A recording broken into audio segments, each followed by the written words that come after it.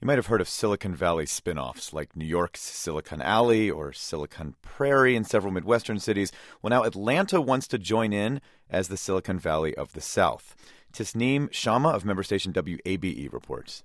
On the 18th floor of the Atlanta Financial Center, tech entrepreneurs make their pitch to potential investors over wine and brie. Well, good evening, everybody. I'm Bob Rathman, and we've got the corporate shark attack coming your way tonight. Moderator Bob Rathman invites a startup called Coolleaf to the podium. Coolleaf makes a software program and mobile app for employee engagement. Co-founder John Duesberg tells the crowd he needs $500,000 to double the size of his company. It's got most of that money secured. 2 years ago, it was a different story. We went to San Francisco and met with a few different firms out there. People were much more interested in the idea itself, how large it can be. Here in Atlanta, it's much more about the balance sheet and the income statement. But that's changing in Atlanta. More wealthy individuals or angel investors are placing big bets on local startups and investing in incubator programs. John Yates is a technology lawyer in Atlanta. He's watched Silicon Valley grow since the 1970s, when his sister started a tech company there.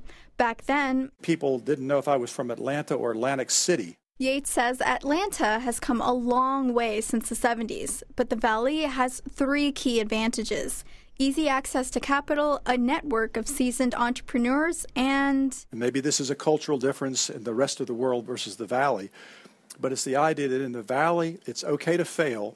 And as a matter of fact, if you haven't failed once or twice, you probably haven't earned your stripes to become one of the key leaders there. But investors in Silicon Valley, like Somesh Dash, are looking at Atlanta more seriously. The DNA of the city for me has always been one of disruption, one of kind of questioning the status quo.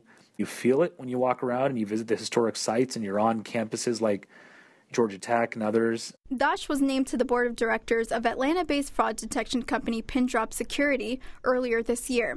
His firm, Institutional Venture Partners, helped Pindrop raise $35 million so it can operate globally. He says going back to business fundamentals is crucial, like paying attention to the boring stuff, gross margins and free cash flow.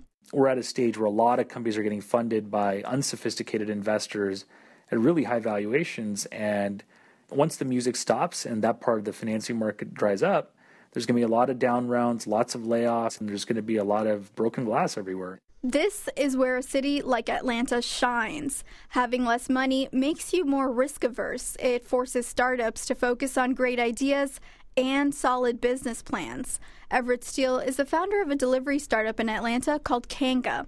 Steele says, sure, there's more money on the West Coast, but startups that make it through the Hunger Games of Atlanta are more likely to be home runs here.